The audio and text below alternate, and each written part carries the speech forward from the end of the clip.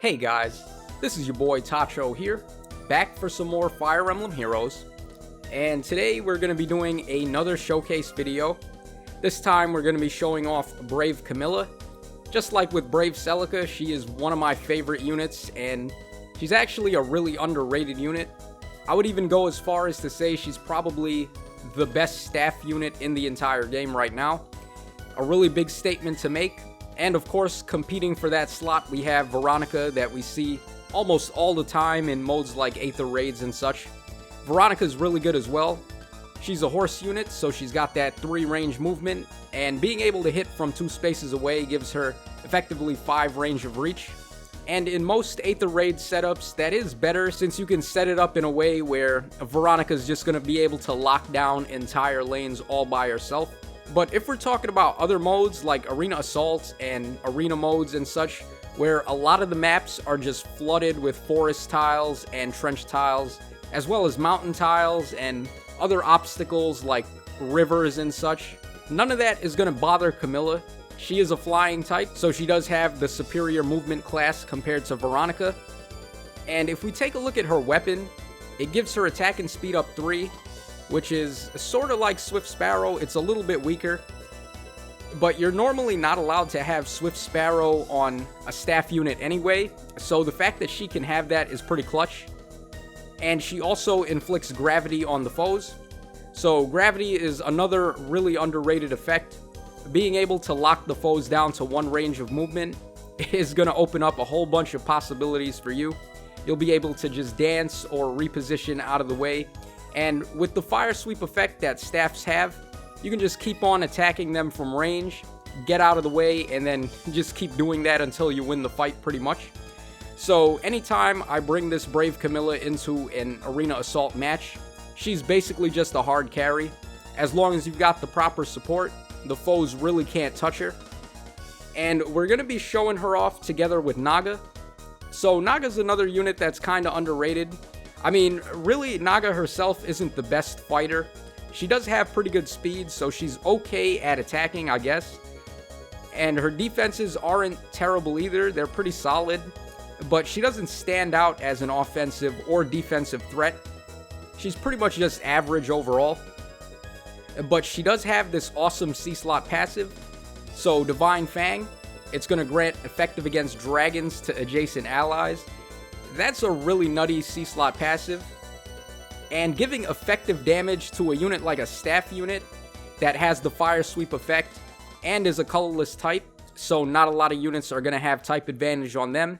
It's just insane how much damage you can deal and how safe you can deal it as well with things like fire sweep and gravity that we're going to be showing off here. So let's go ahead and hop on in to Arena Assault, and we're going to do some fights now. Okay, so our first fight, we are up against a double armor and double dragon team here. So pretty stock standard for Arena Assault. But he does have that Summer Young Tiki at +10. That's really not too common of a unit.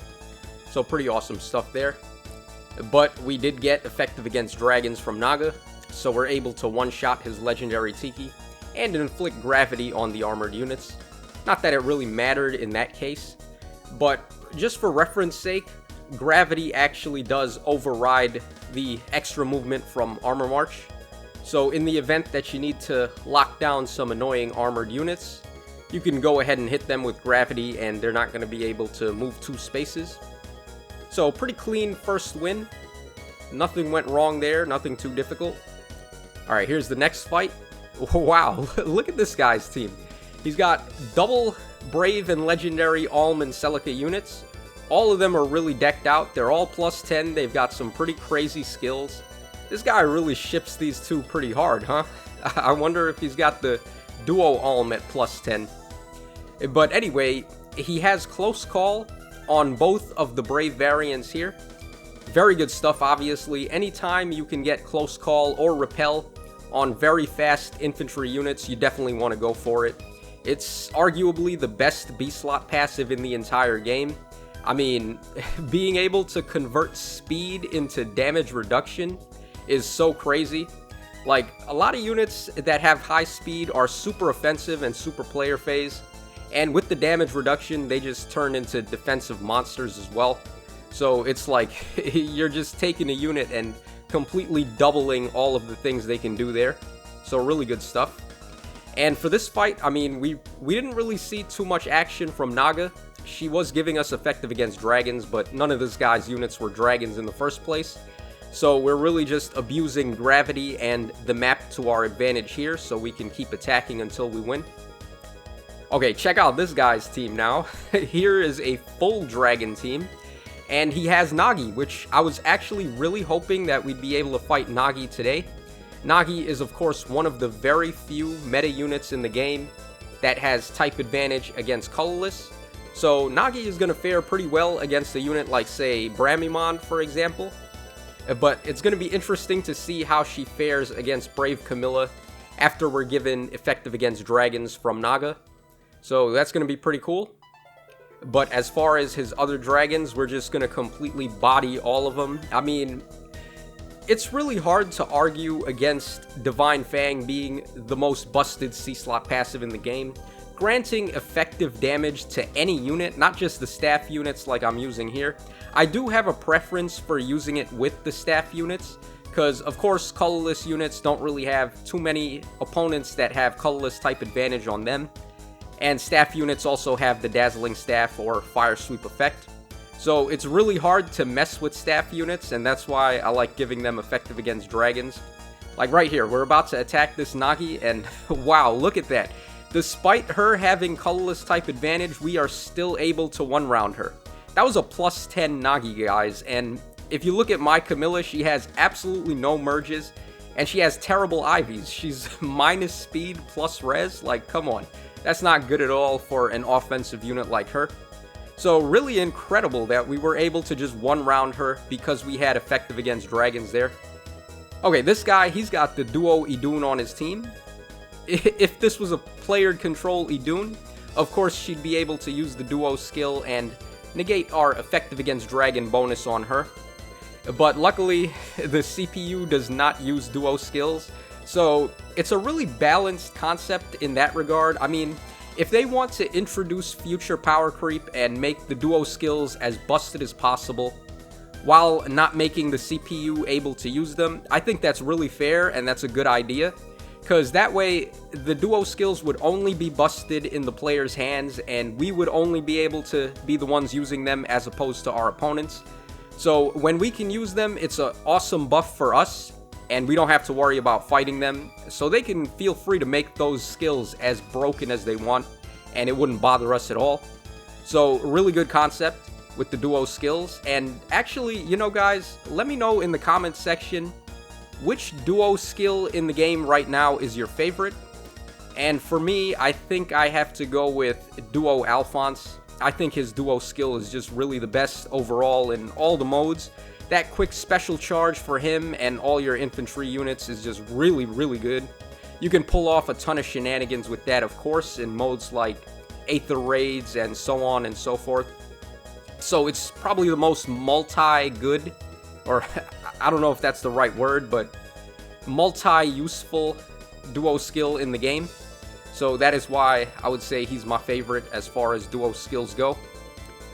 Okay, this guy that we're fighting here, he's actually on my friends list, and he's real annoying because he's a super whale and he just always manages to score higher than me by just a tiny bit in all of the modes. So I'm really glad that I got to fight this guy randomly, and we're gonna show his team who's boss here. I mean, look at that. He's got plus 10 Lysithea, plus 10 Legendary Julia. This guy is obviously a whale. Not to say that I'm not. I mean, I did whale out pretty hard in the old days. I have kind of curbed the spending though, so I haven't really spent too much recently. The only thing I really spent money on was the Fey Pass, so I mean, as far as spending goes, I've been pretty good about that. But I do like to promote good deals when I see them. Like, we saw the Forma Soul pack, and that was a really good deal. I didn't buy it.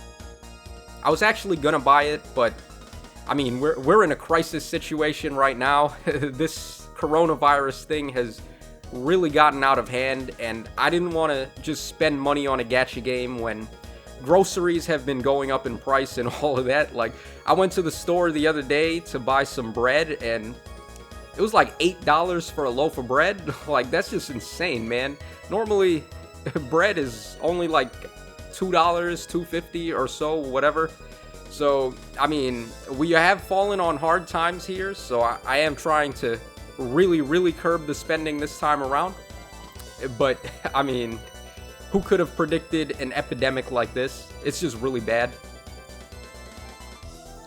Okay, so this team that we're fighting here, he's got a whole bunch of infantry units, and particularly these ones are really fast. Like, Legendary Alm and Legendary Celica, both of them are really quick, and they have also access to null follow-up. So when you try to beat them, you gotta go for the player phase. It's just really tough to bait them with all the crazy skills that they have and how offensive they are. But sometimes it can still be hard to beat them on the player phase.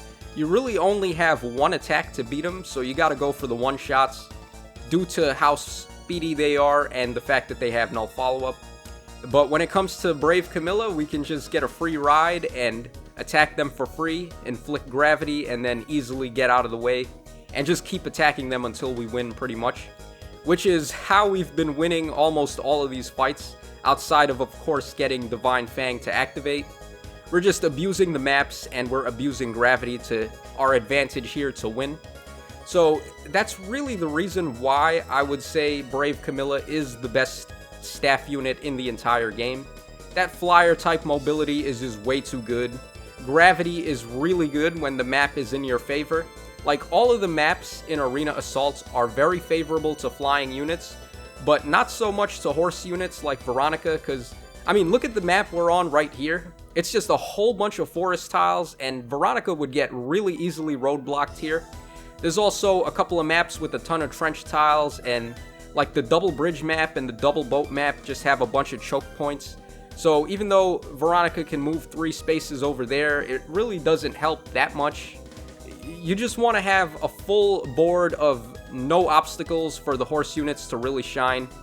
And that's why they do so well in a mode like Aether Raids, where you can tailor-make your defense team and just set it up exactly how you want so Veronica can dominate with her 5 range of reach. But for general modes and anything where you don't have as much control over what you're going to be fighting against or what you're trying to build, I think Brave Camilla is just way better.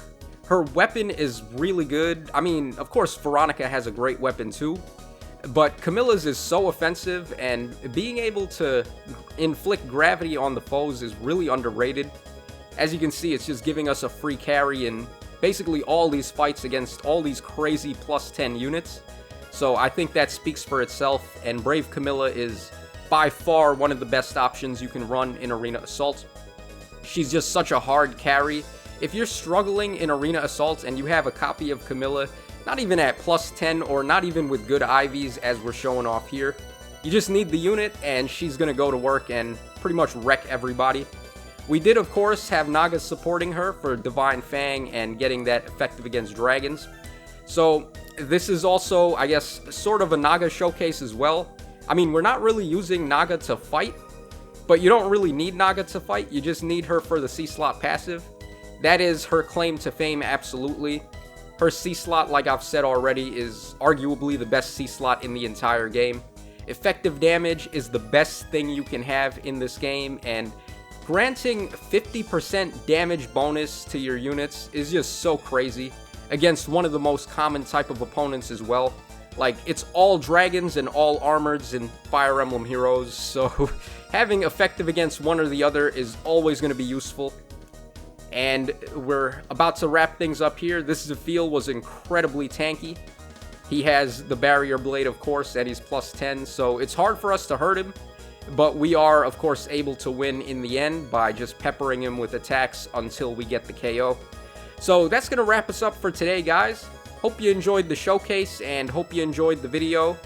And come back later and we're going to have some more showcases and we're going to have some more builds for all of these units. I'm going to try to focus on really underrated characters, since those are the ones that people may have in their barracks that they don't really get too much use out of. So stick around for that. And as always, this is your boy Tacho signing out. So cheers, and I'll catch you guys again in the next one.